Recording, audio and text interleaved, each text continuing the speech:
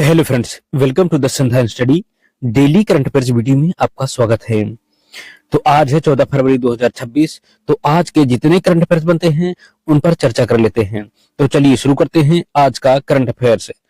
हाल ही में कपिलास वन्यजीव अभ्यारण्य चर्चा में रहा। यह किस राज्य में स्थित है? इस प्रश्न का सही जवाब है ऑप्शन बी, यह उड़ीसा में स्थित है। कपिलास वन्यजीव अभ्यारण्य कहाँ स्थित है? उड़ीसा में स्थित है। कपिलास वन्यजीव अभ्यारण्य यह उड़ीसा के ढेंकनाल में स्थित है। इस अभ्यारण्य को 1970 में वन्यजीव क्षेत्र घोषित किया गया। यह 125.5 वर्ग किलोमीटर में फैला है और पूर्वी घाट का हिस्सा है। हाथी गलियारा एलिफेंट कॉरिडोर यह 7 प्रमुख हाथी गलियारों में से एक है जो हाथियों के आवागमन के लिए क्रिटिकल है।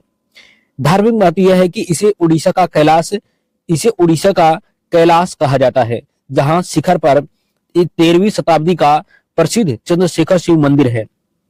फ्लोरा और फौना यहाँ साल, फ्लास और सागौन के घने जंगल है। मुख्य जीवों में एशियाई हाथी, चौसिंगा और सुस्त भालू स्लॉथ बियर शामिल है। चर्चा का कारण यह रहा है कि ये सरकार द्वारा इसके आसपास के 10 किलोमीटर क्षेत्र को इको सेंसिटिव जोन के क्षेत्र में कड़े नियमों के साथ पुनः सीमांकित करने का निर्णय लिया है। नेक्स्ट क्वेश्चन है, फरवरी 2026 में भारतीय वायुसेना ने किस देश की रॉयल एयरफोर्स के साथ संयुक्त हवाई अभ्यास किया है? इस प्रश्न का सही जवाब है ऑप्शन बी, थाईलैंड के साथ। इस द्विपक्षीय वायुसेना अभ्यास को उदार शक्ति के नाम से भी जाना जाता है। भारत ने अपने स्वदेशी लैक, तेजस और SU-30 MKI की क्षमताओं का प्रदर्शन किया, जबकि थाईलैंड ने F-16 फाइटर्स का उपयोग किया। यह अभ्यास थाईलैंड के कोराट रॉयल थाई एयरबेस पर आयोजित किया गया। यह अभ्यास भारत की एक्ट ईस्ट पॉलिसी का हिस्सा है, जिसका उद्देश्य दक्षिण पूर्व एशिया में सुरक्षा और स्थिरता बनाए रखना है। भारत और थाईलैंड के बीच नौसैनिक अभ्यास कोरपैट, इंडिया थाई कोऑर्डिनेटेड पोर्टल और सैन्य अभ्यास मैत्री भी आयोजित किए जाते हैं। नेक्स्ट क्वेश्चन है, किस राज्य सरकार ने हाल ही में भूमि दस्तावेजों पर डिजिटल सत्यापन के लिए QR कोड पेश करने की घोषणा की है? इस प्रश्न का सही जवाब है ऑप्शन बी, उड़ीसा। इस प्रश्न का सही जवाब होगा। डिजिटल भूमि सुधार ULPIN का एकीकरण। उड़ीसा अब प्रत्येक भूमि पार्सल को 14 अंकों का ULPIN यानी कि unique land parcel identification number प्रदान कर रहा है, जिसे भूमि का आधार कहा जाता है। सत्यापन तकनीक QR कोड के माध्यम से बैंक और तहसील कार्यालय बिना किसी भौतिक दस्तावेज के भूलेख पोर्टल से सीधे डेटा का मिलान कर सकेंगे। लक्ष्य 2026 का है कि राज्य का लक्ष्य मार्च 2026 तक 100% तहसील कार्यालयों को पेपरलेस बनाना और पंजीकरण को अनिवार्य करना है। इसका राष्ट्रीय संदर्भ यह है कि यह पहल केंद्र सरकार के DILREMP digital India land records modernisation programme के अनुरूप है, जिसकी नोडल एजेंसी ग्रामीण विकास मंत्रालय है। इसमें ब्लॉकचेन तकनीक का उपयोग डेटा की छेड़छाड़ रोकने के लिए किया जा रहा है। नेक्स्ट क्वेश्चन है, रक्षा मंत्रालय ने भारतीय तटरक्षक बल के लिए 8 डॉर्नियर विमानों की खरीद हेतु किसके साथ 2312 करोड़ रुपए का समझौता किया है? इस प्रश्न का सही जवाब है ऑप्शन बी, HAL के साथ। रक्षा मंत्रालय ने फरवरी 2026 में भारतीय तटरक्षक बल ICG के लिए 8 डॉर्नियर 228 विमानों हेतु HAL के साथ 2312 करोड़ रुपए का अनुबंध किया। ये विमान कानपुर में निर्मित होंगे। समुद्री निगरानी, खोज और बचाव SAR तथा वायु प्रदूषण नियंत्रण में यह सहायता होगा। ये विमान उन्नत ग्लास कॉकपिट, समुद्री निगरानी रडार और इलेक्ट्रो ऑप्टिक्स सेंसर से लैस है। मेक इन इंडिया के द्वारा यह बनाया जा रहा है, जिसको आत्मनिर्भर भारत पहल के तहत रक्षा स्वदेशीकरण को बढ़ावा देता है। इसका इंजन जो है, इसमें 2 Honeywell TPE 331 and 10 turbo prop engine लगे हुए हैं। नेक्स्ट क्वेश्चन है, दुर्लभ बीमारियों LSD के लिए भारत का पहला सरकार समर्थित नेशनल बायो बैंक कहां स्थापित किया गया है? इस प्रश्न का सही जवाब है ऑप्शन डी। इस प्रश्न का सही जवाब कहां है? ऑप्शन डी है 28 संस्थानों का network. National bio bank Bharat सरकार ने फरवरी 2026 में लाइसोसोमल स्टोरेज डिसऑर्डर LSD जैसी दुर्लभ बीमारियों के लिए 28 उत्कृष्टता केंद्रों COES का एक एकीकृत national bio bank network launch किया है। यह पहल स्वास्थ्य और परिवार कल्याण मंत्रालय के अंतर्गत दुर्लभ बीमारियों के लिए राष्ट्रीय नीति 2021 का हिस्सा है। वित्तीय सहायता सरकार इन बीमारियों के इलाज के लिए प्रति रोगी 50 लाख रुपए तक की एक मुफ्त सहायता प्रदान करती है। इसका उद्देश्य है कि नैदानिक नमूनों का भंडारण, अनुसंधान में तेजी लाना और स्वदेशी दवाओं ऑर्फन ड्रग्स का विकास करना। इसका network AIIMS Delhi, PGI Chandigarh और जीपमेर पुडुचेरी जैसे प्रमुख संस्थान शामिल हैं। नेक्स्ट क्वेश्चन है, हाल ही में किन देशों के बीच सामाजिक सुरक्षा समझौता सोशल सिक्योरिटी एग्रीमेंट पर हस्ताक्षर किए गए हैं? इस प्रश्न का सही जवाब है ऑप्शन भारत और यूके, इंडिया एंड यूके के बीच सामाजिक सुरक्षा समझौता सोशल सिक्योरिटी एग्रीमेंट पर हस्ताक्षर किए गए हैं। भारत यूके सामाजिक सुरक्षा समझौता SSA फरवरी 2026 में भारत और यूनाइटेड किंगडम यूके ने ऐतिहासिक सामाजिक सुरक्षा समझौते SSA को अंतरिम रूप दिया। यह समझौता दोनों देशों के बीच रोड मैप 2030 का एक अभिन्न अंग है। दोहरा कराधान, डबल टैक्सेशन, इसका उद्देश्य भारतीय पेशेवरों, विशेषकर IT और स्वास्थ्य क्षेत्र को दोनों देशों में दोहरा सामाजिक सुरक्षा योगदान देने से बचना है। निर्यात लाभ होगा कि अब यूके में काम करने वाले भारतीय श्रमिक अपनी संचित पेंशन और अन्य लाभों को भारत में आसानी से स्थानांतरित कर सकेंगे। इसका प्रभाव इससे प्रतिवर्ष हजारों करोड़ रुपए की बचत होगी और द्विपक्षीय व्यापार तथा ईज ऑफ डूइंग बिजनेस को बढ़ावा मिलेगा। भारत के अब तक लगभग 20 देशों के साथ सक्रिय सामाजिक सुरक्षा समझौते हैं।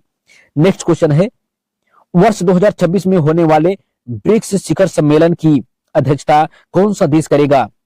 इस प्रश्न का सही जवाब है ऑप्शन सी। इस प्रश्न का सही जवाब ऑप्शन सी यानी कि भारत करेगा।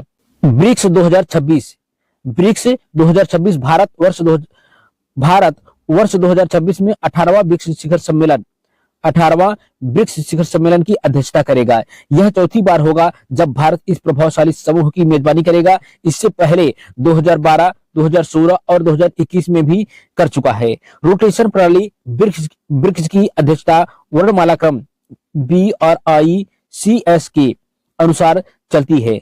ब्रिक्स में 2026 में भारत की बारी है। विस्तारित यानी कि ब्रिक्स प्लस 2024 के विस्तार के बाद अब इसमें मिस्र, इथियोपिया, ईरान और यूनाइटेड UAE जैसे नए सदस्य भी शामिल हैं, जिससे भारत की अध्यक्षता अधिक महत्वपूर्ण हो जाती है। मुख्य एजेंडा डिजिटल अर्थव्यवस्था, आतंकवाद विरोध और ग्लोबल साउथ की आवाज को मजबूत करना। ब्रिक्स देश अब वैश्विक GDP PPP में 37% से अधिक का योगदान देते हैं, जो G7 देशों से अधिक है। नेक्स्ट क्वेश्चन है, लद्दाख में स्थापित होने वाले national large solar system NLST का स्थान कहां है? इस प्रश्न का सही जवाब है ऑप्शन ए। इस प्रश्न का सही जवाब ऑप्शन ए है पैंगोंग त्सो झील के पास।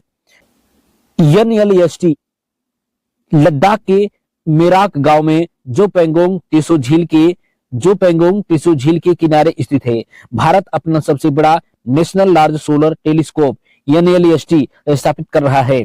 फरवरी 2026 में इसके अंतिम चरण के निर्माण कार्य में तेजी आई है। तकनीकी डेटा, यह 2 मीटर व्यास वाला एक अत्याधुनिक ऑप्टिकल टेलीस्कोप है जो सूर्य की सतह का सूक्ष्म अवलोकन करेगा। इसे बेंगलोर और भारतीय ताराभौतिकी संस्थान द्वारा संचालित किया जा रहा है। यह समुद्र तल से लगभग 4200 मीटर की ऊंचाई पर स्थित है। यहाँ का साफ आसमान और कम नमी और चुंबकीय क्षेत्र सोलर मैग्नेटिक फील्ड के अध्ययन के लिए विश्व में सर्वोत्तम है। यह सूर्य के कोरोना और सौर तूफानों के पूर्वानुमान में मदद करेगा, जो हमारे उपग्रह संचार के लिए क्रिटिकल है। नेक्स्ट क्वेश्चन है, हाल ही में सतत विकास हेतु Satya standardisation testing and quality certification portal किसने लॉन्च किया है? इस प्रश्न का सही जवाब है ऑप्शन बी, जितिन प्रसाद ने लॉन्च किया है। सत्या पोर्टल यानी कि वाणिज्य और उद्योग राज्य मंत्री जितिन प्रसाद ने फरवरी 2026 में SATYA यानी कि standardisation testing and quality certification portal launch किया है। यह ईज ऑफ डूइंग बिजनेस की दिशा में एक क्रांतिकारी कदम है। इसका नोडल विभाग यह है कि उपभोक्ता मामले, खाद्य और सार्वजनिक वितरण मंत्रालय इसका नोडल विभाग है, के तहत STQC निदेशालय द्वारा संचालित है। इसका उद्देश्य प्रयोगशालाओं यानी कि लैब्स के लिए एक एकीकृत प्लेटफॉर्म प्रदान करना, ताकि उत्पादों का परीक्षण और प्रमाणन पारदर्शी और तेज हो सके। यह पोर्टल AI आधारित डैशबोर्ड का उपयोग करता है, जो रियल टाइम में परीक्षण रिपोर्ट और गुणवत्ता मानकों की निगरानी करता है। यह जीरो डिफेक्ट जीरो इफेक्ट नीति का समर्थन करता है, जिससे भारतीय उत्पादों की वैश्विक स्वीकार्यता बढ़ेगी। नेक्स्ट क्वेश्चन है, 12वां अंतर्राष्ट्रीय प्लास्टिक प्रदर्शनी 2026 कहां आयोजित किया गया? इस प्रश्न का सही जवाब है ऑप्शन ए, 12वां अंतर्राष्ट्रीय प्लास्टिक प्रदर्शनी का आयोजन नई दिल्ली में किया गया है। फरवरी 2026 में नई दिल्ली के प्रगति मैदान भारत मंडपम में आयोजित किया गया। यह दुनिया की सबसे बड़ी प्लास्टिक प्रदर्शनी में से एक है। इसका थीम है innovating and sustainability shaping the future of plastic, नवाचार और स्थिरता प्लास्टिक के भविष्य को आकार देना। सर्कुलर इकोनॉमिक्स और रिसाइकलिंग पर था इसका मुख्य फोकस, जो एकल उपयोग प्लास्टिक SUP के विकल्प तलाशे जा सके। इसमें 30 से अधिक देशों के 2000 प्लस प्रदर्शकों ने भाग लिया। भारतीय प्लास्टिक उद्योग का लक्ष्य 2027 तक अपना निर्यात $25 बिलियन तक पहुंचाना है। इसका आयोजक प्लास्टिक इंडिया फाउंडेशन द्वारा रसायन और उर्वरक मंत्रालय भारत सरकार के सहयोग से आयोजित किया जाता है। नेक्स्ट क्वेश्चन है, हाल ही में भारत ने किस देश को 10 एम्बुलेंस और 1000 मीट्रिक टन अनाज दान में दिया? इस प्रश्न का सही जवाब है ऑप्शन बी। इस प्रश्न का सही जवाब ऑप्शन बी है, सेशेल्स को भारत ने 10 एम्बुलेंस और 1000 मीट्रिक टन अनाज दान में दिया। 13 फरवरी 2026 को भारत ने अपने पड़ोसी पहले नेबरहुड्स फर्स्ट और Sagar security and growth for all in the region नीति के तहत सेशेल्स को मानवीय सहायता प्रदान की। सहायता का विरोध भारत ने 10 अत्याधुनिक एम्बुलेंस और 1000 मीट्रिक टन MT अनाज चावल की खेप सौंपी है। इसका रणनीतिक महत्व यह है कि सेशेल्स हिंद महासागर में भारत का एक प्रमुख रणनीतिक साझेदार है। भारत यहाँ असम्पशन द्वीप पर बुनियादी ढांचे के विकास में भी सहयोग कर रहा है। सागर विजन, यह सहायता हिंद महासागर क्षेत्र में भारत की नेट सिक्योरिटी प्रोवाइडर और प्रथम प्रतिक्रियादाता की भूमिका को मजबूत करती है। सेशेल्स को दी गई यह सहायता भारत के वार्षिक विकास सहायता बजट 2025-26 का हिस्सा है। नेक्स्ट क्वेश्चन है, एशियाई इंडोर एथलेटिक्स चैंपियनशिप 2026 में भारत ने कुल कितने पदक जीते? इस प्रश्न का सही जवाब है ऑप्शन बी। भारत ने इसमें कुल 5 पदक जीते हैं। एशियाई इंडोर एथलेटिक्स चैंपियनशिप 2026 में चीन के तिएजिन में फरवरी 2026 में संपन्न हुई इस चैंपियनशिप में भारतीय एथलीटों ने शानदार प्रदर्शन करते हुए कुल 5 पदक अपने नाम किए। पदक तालिका में भारत ने 3 स्वर्ण और 2 रजत पदक जीते हैं। प्रमुख खिलाड़ी ज्योति याराजी 60 मीटर बाधा दौड़ में स्वर्ण पदक, जबकि तंजिंदर पाल सिंह तूर 60 फुट पुले स्वर्ण पदक जीता है। हरमिलन मैस ने 1500 मीटर दौड़ में स्वर्ण पदक जीता है। ऐतिहासिक संदर्भ यह है कि यह भारत का एशियाई इंडोर चैंपियनशिप के इतिहास में अब तक के सबसे सफल प्रदर्शनों में से एक है। ज्योति याराजी ने 8.12 सेकंड का समय निकालकर अपना ही राष्ट्रीय रिकॉर्ड सुधारा है। नेक्स्ट क्वेश्चन है, किस संस्थान ने IITM यूनिकॉर्न फ्रंटियर फंड नाम से 600 करोड़ का डीप टेक फंड लॉन्च किया है? इस प्रश्न का सही जवाब है ऑप्शन बी, IIT मद्रास ने IITM unicorn frontier fund launch किया है। IIT मद्रास रिसर्च पार्क ने फरवरी 2026 में 600 करोड़ रुपए का एक विशाल डीप टेक फंड लॉन्च किया है। यह भारत में किसी शैक्षणिक संस्थान द्वारा समर्थित अपनी तरह का पहला सबसे बड़ा फंड है। यह फंड मुख्य रूप से space tech, AI, artificial intelligence, cleantech, biotech जैसे जटिल तकनीक स्टार्टअप्स को शुरुआती पूंजी प्रदान करेगा। इसका लक्ष्य है कि भारत में अगले 10 वर्षों में कम से कम 10-15 डीप टेक यूनिकॉर्न तैयार करना है। संरचना कॉर्पोरेट दान, एलुमनाई नेटवर्क और वेंचर कैपिटल पार्टनर्स का योगदान शामिल है। IIT मद्रास का इंक्यूबेशन सेल्स IC अब तक 350 से अधिक स्टार्टअप्स को सपोर्ट कर चुका है, जिनकी कुल वैल्यू $5 बिलियन से अधिक है। नेक्स्ट क्वेश्चन है, हाल ही में मिस्र की किंग्स वैली में किस प्राचीन भारतीय लिपि के शिलालेख पाए गए हैं? इस प्रश्न का सही जवाब है ऑप्शन बी। तमिल ब्राह्मी। फरवरी 2026 में पुरातत्वविदों ने मिस्र की प्रसिद्ध किंग वैली के पास एक प्राचीन व्यापारिक मार्ग पर तमिल ब्राह्मी लिपि के शिलालेख खोजे गए हैं। यह खोज प्राचीन भारत और मिस्र के बीच गहरे व्यापारिक संबंधों का प्रमाण है। ऐतिहासिक संदर्भ यह है कि ये शिलालेख पहली और दूसरी शताब्दी ईस्वी, first and second century AD के बताए जा रहे हैं। इसका महत्व यह है कि यह दर्शाता है कि प्राचीन काल में दक्षिण भारतीय व्यापारिक लाल सागर के माध्यम से रोमन साम्राज्य और मिस्र के साथ व्यापार, मसाले, रत्न और कपड़े करते थे।